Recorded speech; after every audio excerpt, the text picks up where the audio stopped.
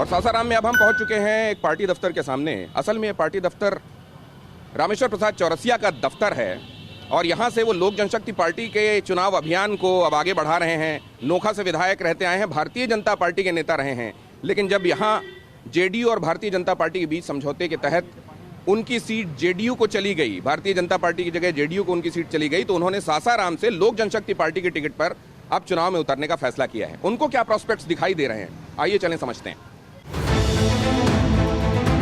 चौरसिया जी कैसे हैं? बस ठीक है। कैसा चल रहा है चुनावी गहमा गहमी कैसी है?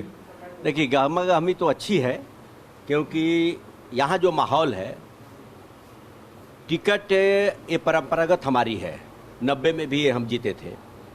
तो भारतीय जनता पार्टी जब नोखा और सासाराम, पाली जैसे सीटों को सरेंडर कर दिया तो कार्यकर्ताओं में बड़ा रोष हुआ।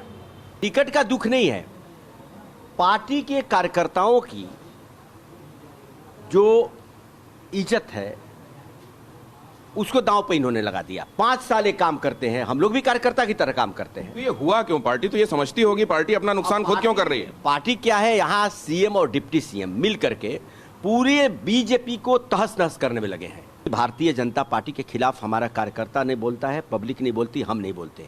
सिर्फ बिहार में एक व्यक्ति के चलते पार्टी का सत्यानाश हो रहा है। ये पार्टी के केंद्रीय नेतृत्व को समझ लेना चाहिए था। माँ को तो ऐसे ही आदमी नमन करता है। कमाल के सीएम है भाई। चुनाव आयोग को लिखते हैं कि आप पब्लिक मीटिंग करने दो। जब चुनाव आयोग ने रेस्ट्रिक्शन लगाया कि 100-200 नहीं करेंगे, तो कहते नहीं पब्लिक मीटिंग चुनाव कैसे होगा, क्योंकि भाजपा के पीठ पर सवार होकर बैतरनी पार करना चाहते हैं।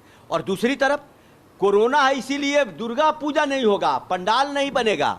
ये बात मुझे नहीं समझ में आई कि माननीय मुख्यमंत्री जी को लोगों की भी कोई चिंता है कि सिर्फ अपने कुर्सी की चिंता है। माता के दूध रोटी खाएंगे। वोटर कह रहा है गांव के गलियों में कि भाजपा से मुझे बैर नहीं, नीतीश तुम्हारी खैर नहीं।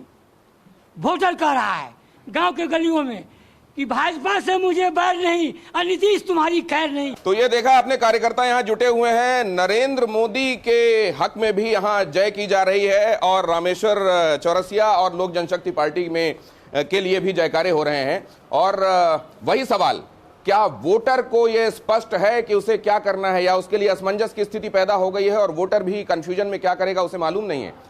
अड़ी सोमवार से शुक्रवार शाम 6 बजे सिर्फ TV9 भारतवर्ष पर। फिक्र आपकी, सोमवार से शुक्रवार रात 9 बजे सिर्फ TV9 भारतवर्ष पर।